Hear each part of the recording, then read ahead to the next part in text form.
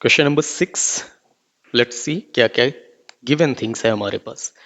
Given part में हमारे पास है एक right angle triangle, that is triangle A B C, right angle at सी।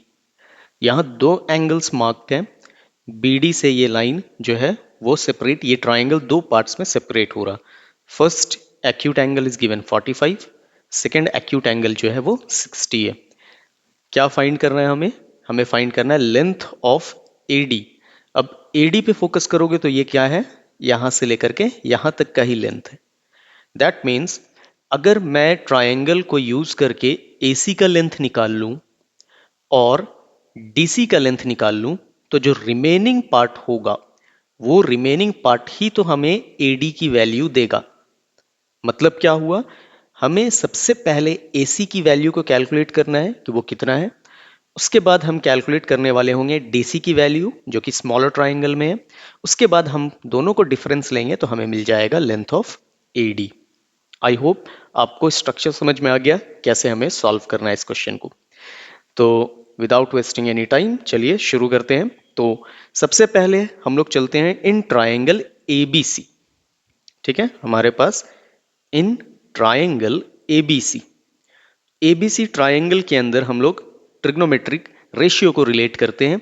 तो कौन सा ऐसा रेशियो है जिसमें हमें इस पार्ट और इस पार्ट के बारे में बताएगा, वैल्यू देगा या कंपेयर कर सकते हैं। तो वो है, अगर देखा जाए तो एबीसी ट्राइंगल के अंदर जो एक्यूट एंगल मार्क्ड है वो 60 डिग्री का है। तो इस वाले को हम लोग क्या कंसिडर करेंगे, बेस, और इधर हम क्या कंसिडर करेंगे, परपेंडिकुलर। परपेंडिकुलर अपॉन बेस का जो हमें रेशियो देगा वो कौन होता है, वो एंगल होता है tan का। तो tan of what, the acute angle marked is 60 degree.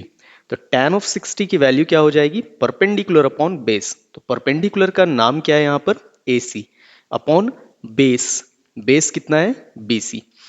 This implies that tan of 60 degree will be equal to AC की वैल्यू कितनी है, तो it is not given in the question.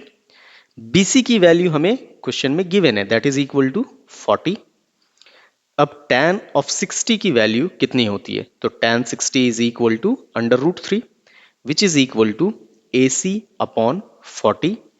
Transpose करेंगे तो AC की value जो होगी वो कितनी हो जाएगी, 40 √3, 40 √3 विच इज इक्वल टू 40 का वैल्यू, √3 का अगर वैल्यू चाहे तो सॉल्व कर सकते हैं, या फिर आगे हम क्या करेंगे, उसे यूटिलाइज करेंगे और अपने वैल्यू ऑफ एडी को कैलकुलेट करेंगे। इसे अभी इतना ही रहने देते हैं। ठीक है, चलिए नेक्स्ट पार्ट में अब हम चले जाएंगे छोटे वाले ट्राइंगल के अंदर। What is the name of that triangle, triangle BDC। तो इन ट्राइंगल BDC क्या है इस ट्राइंगल के अंदर, अगेन अगर देखो तो ये भी कितना डिग्री मार्क्ड है, 45 डिग्री। तो इससे रिलेटेड जो है उसे हम क्या कंसिडर करेंगे, बेस, एंड अगेन इसके ऑपोजिट में जो है उसे हम कंसिडर करेंगे परपेंडिकुलर। तो अगर वापस से रिलेट किया जाए परपेंडिकुलर और बेस को तो क्या मिलेगा, tan, tan of what, 45 degree. तो tan of 45 degree will be equal to what is the name, DC, perpendicular name is DC upon base, that is your BC. This implies again tan 45 की value is 1, DC की value कितनी है, तो it is not given। BC की value कितनी है, तो it is given in the question, that is 40। Therefore यहां से हम क्या कैलकुलेट कर लिए, वैल्यू ऑफ DC। तो 40 को ट्रांसपोज करोगे तो ये क्या हो जाएगा, 40 times 1 which is equal to DC की भी वैल्यू हमारी हो गई 40। अब हमारा लास्ट स्टेप जो है, उस लास्ट स्टेप में हम क्या वैल्यू को फाइंड करते हैं, that is the length of AD. So we can find, so AD, या डायरेक्टली अगर इस तरीके से लिखें, हमारा AC जो है, AC जो है वो कैसे बना है, तो AC बना है AD प्लस DC से। AD प्लस DC को कंप्लीट करेगा कौन, AC। क्लियर। तो AC की वैल्यू फाइंड करनी है हमें, सॉरी AD की वैल्यू फाइंड करनी है। AC की वैल्यू तो हमने निकाला है, यहां पर देखो AC की वैल्यू कितनी, 40 √3 which is equal to AD value we have to find it, and DC की वैल्यू अभी जस्ट कैलकुलेट किया, दैट इज 40।